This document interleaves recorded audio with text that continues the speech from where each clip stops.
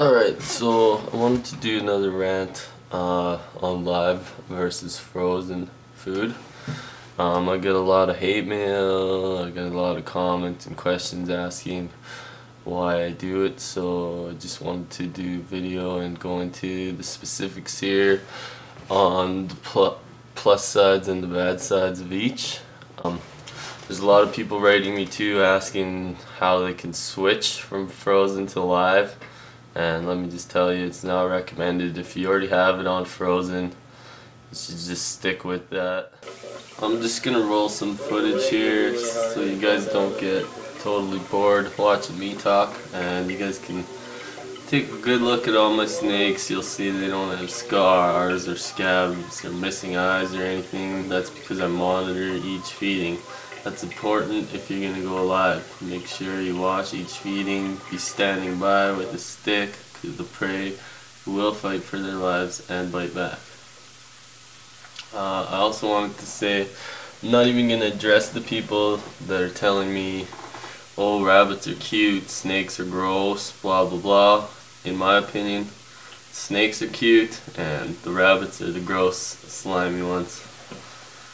So that's not even a topic.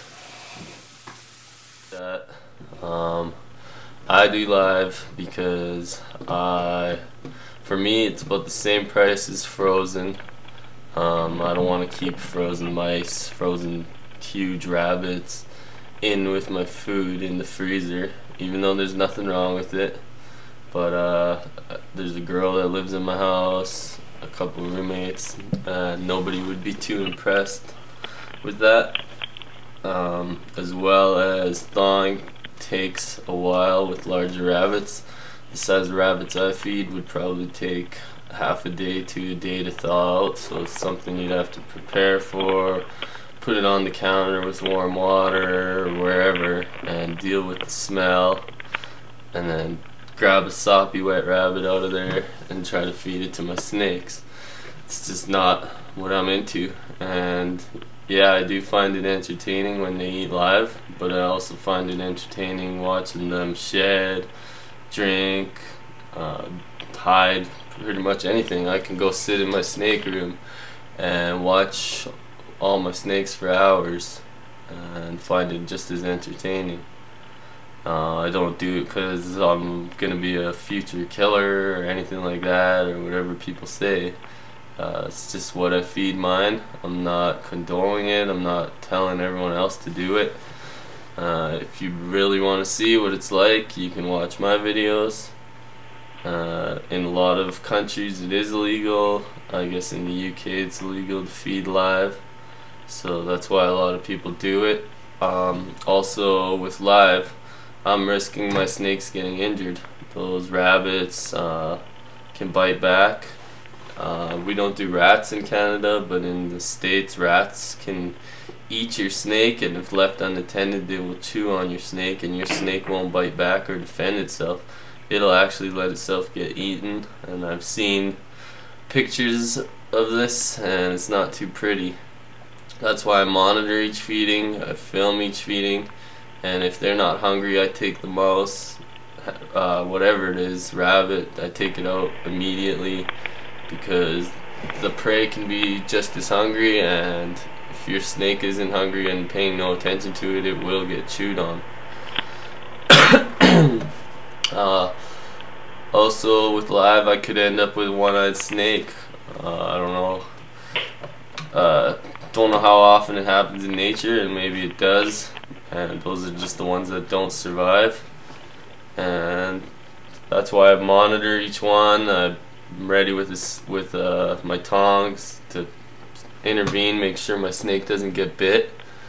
And also I've noticed with hamsters, gerbils, tegus, they all like to bite back, so you have to either knock them out first or just don't even feed those. The rabbits don't seem to put up too much of a fight, and that's because they were bred. They're not wild anymore. They were specifically bred to be eaten. So if you already have your snake on frozen, even if you don't, it's recommended you should. Supposedly it's cheaper It's a lot less dangerous for your snake. But in my opinion, snakes, every inch of them is specifically built to kill. Every muscle in them is made for constricting. So the way I look at it is that's what they were intended to do in nature, and I know they're not in nature in my house. A lot of people bring up that point, and it's unnatural for them to be in a cage, etc. But for me, I want to give them some exercise. I want to give them all the nutrients. A lot of nutrients get lost in the freezing process, so that's another reason I stay away from it. You have to add calcium and all kinds of things, but it's really up to you what you guys do. I know a lot of big breeders feed live, and a lot of big breeders feed frozen. So there's definitely a lot more positives to feeding frozen.